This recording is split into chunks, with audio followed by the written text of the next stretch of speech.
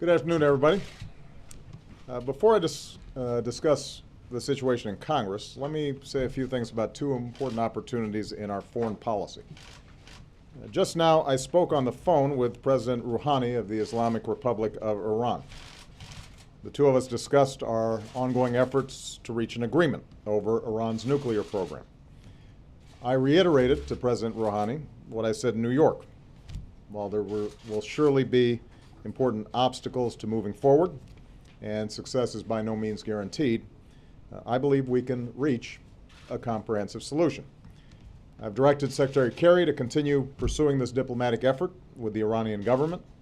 We had constructive discussions yesterday in New York with our partners, the European Union, the United Kingdom, France, Germany, Russia, and China, together with the Iranian foreign minister. Going forward, President Rouhani and I have directed our teams to continue working expeditiously in cooperation with the P5+1 to pursue an agreement. And throughout this process, we'll stay in close touch with our friends and allies in the region, including Israel. Now, we're mindful of all the challenges ahead.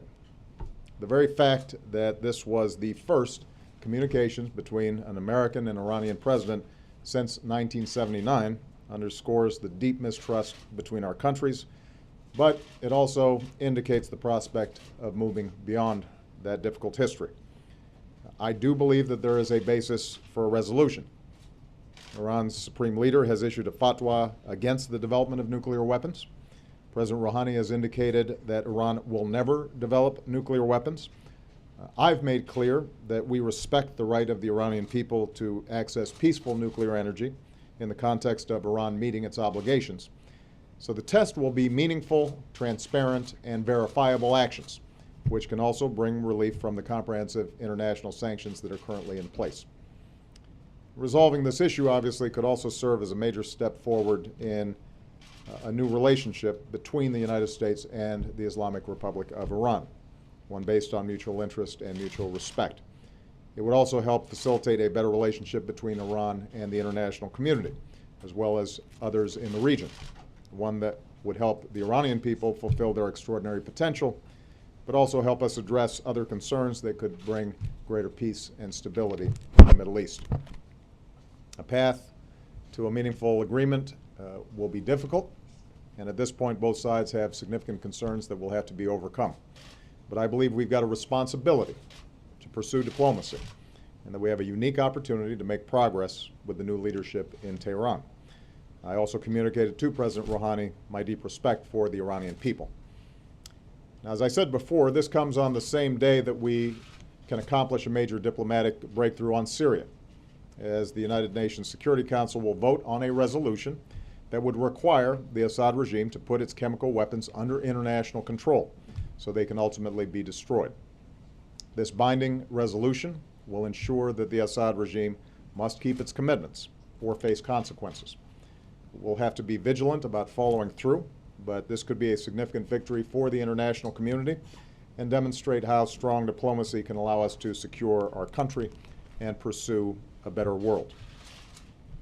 Now, America's security and leadership don't just depend on our military strength or our alliances or our diplomacy. First and foremost, America's strength depends on a strong economy, where our middle class is growing and everyone who works hard has a chance to get ahead. So let me say a few words about the situation that's developed over the past few weeks on Capitol Hill.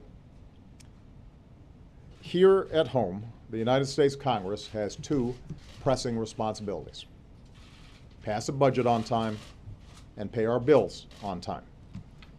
If Congress chooses not to pass a budget by Monday, the end of the fiscal year, they will shut down the government along with many vital services that the American people depend on.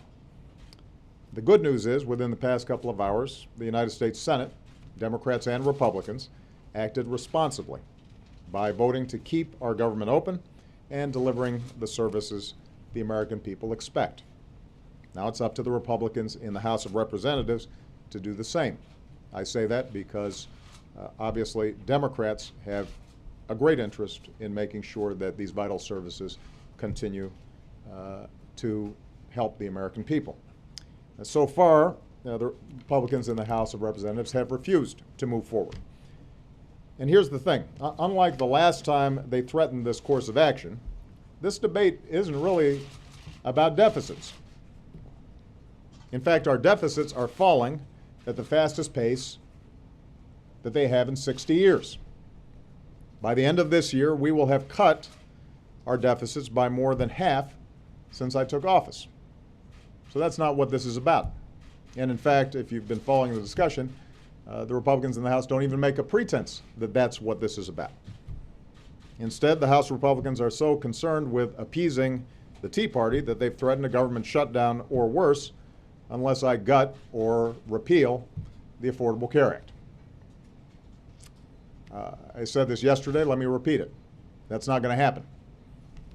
More than 100 million Americans currently already have new benefits and protections under the law.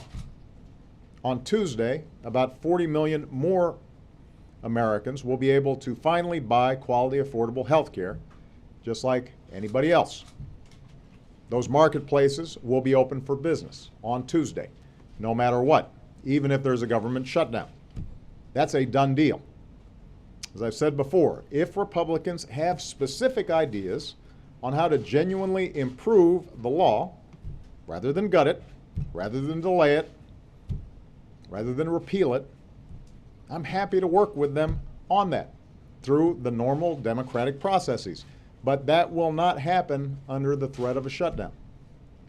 So over the next 3 days, House Republicans will have to decide whether to join the Senate and keep the government open or shut it down because they can't get their way on an issue that has nothing to do with the deficit.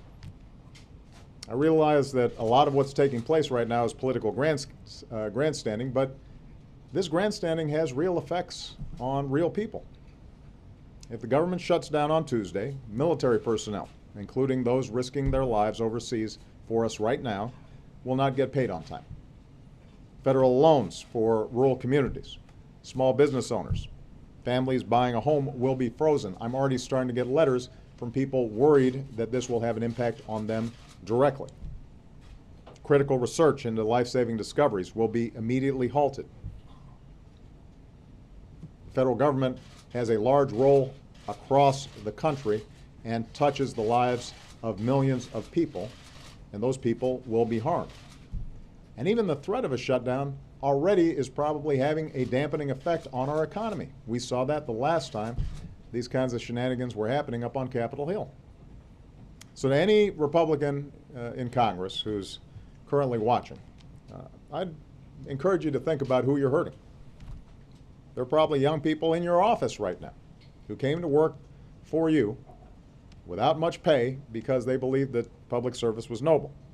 You're preparing to send them home without a paycheck. You've got families with kids back in your districts who serve their country in the federal government. And now they might have to plan how they're going to get by if you shut the government down. Past shutdowns have disrupted the economy, and this shutdown would as well. It would throw a wrench into the gears of our economy at a time when those gears have gained some traction. And that's why many Republican senators and many Republican governors have urged Republicans to knock it off, pass a budget, and move on. Let's get this done. This brings me to Congress's second responsibility. Once they vote to keep the government open, they also have to vote within the next couple of weeks to allow the Treasury to pay the bills for the money that Congress has already spent. I want to repeat, raising the debt ceiling is simply authorizing the Treasury to pay for what Congress has already authorized. Failure to meet this responsibility would be far more dangerous than a government shutdown. It would effectively be an economic shutdown with impacts not just here, but around the world. We don't fully understand what might happen, the dangers involved, because no Congress has ever actually threatened default. But we know it would have a profound destabilizing effect on the entire economy, on the world economy, because America is the bedrock of world investment. The dollar is the reserve currency. The debt that is issued by the Treasury is the foundation for our capital markets. That's why you don't fool with it. Now, some Republicans have suggested that unless I agree to an even longer list of demands, not just gutting the health care law, but cutting taxes for millionaires or rolling back rules on big banks and polluters or other pet projects that they'd like to see, and they've been trying to get passed over the last couple of years, that they would push the button, throw America into default for the first time in history, and risk throwing us back into a recession. Now, I am willing to work with anybody who wants to have a serious conversation about our fiscal future. I've demonstrated that by putting forward serious reforms to tax and entitlement programs that would bring down our long-term deficits. I have said in the past, and I will continue to say, that I'm willing to make a whole bunch of tough decisions, ones that may not be entirely welcomed by my own party. But we're not going to do this under the threat of blowing up the entire economy. I will not negotiate over Congress's responsibility to pay the bills that have already been racked up. Voting for the Treasury to pay America's bills is not a concession to me. That's not doing me a favor. That's simply carrying out the solemn responsibilities that come with holding office up there. I don't know how I can be more clear about this. Nobody gets to threaten the full faith and credit of the United States just to extract political concessions. No one gets to hurt our economy and millions of innocent people just because there are a couple of laws that you do not like. It has not been done in the past. We're not going to start doing it now. I'm not going to start setting a precedent, not just for me, but for future presidents, where one chamber in Congress can basically say each time there needs to be a vote to make sure Treasury pays its bills, we're not going to sign it unless our particular hobby horse gets advanced. Imagine if you had a Republican president and a Democratic speaker, and the Democratic speaker said, well, we're not going to pass the debt ceiling unless we raise corporate taxes by 40%, or unless we pass background checks on guns, or whatever other list of agenda items Democrats were interested in. Does anybody actually think that we would be hearing from Republicans that that was acceptable behavior? That's not how our constitutional system is designed. We are not going to do it. The American people have worked too hard to recover from a bunch of crises, several of them now over the last couple of years inflicted by some of the same folks in Congress that we're talking about now, to see extremists in Congress cause another crisis.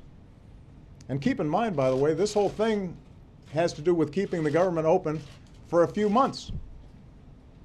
The continuing resolution, the bill that's designed to avert a government shutdown, basically just funds the government for another couple months, so we could be doing this all over again. I'm sure the American people are thrilled about that. And that's why we've got to break this cycle. My message to Congress is this: do not shut down the government, do not shut down the economy, pass a budget on time, pay our bills on time. Refocus on the everyday concerns of the American people. There will be differences between Democrats and Republicans. We can have all kinds of conversations about how to resolve those differences. There'll be areas where we can work together. There'll be areas where we disagree. But do not threaten to burn the house down simply because you haven't gotten 100% of your way. That's not how our democracy is supposed to work. every day that this goes on is another day that we're not focused on doing what we need to be focused on, which is rebuilding this great country of ours so that our middle class is growing and everybody's got opportunity if they're willing to work hard. That's what I'm focused on. That's what Congress should be focused on as well. All right. Thank you very much, everybody.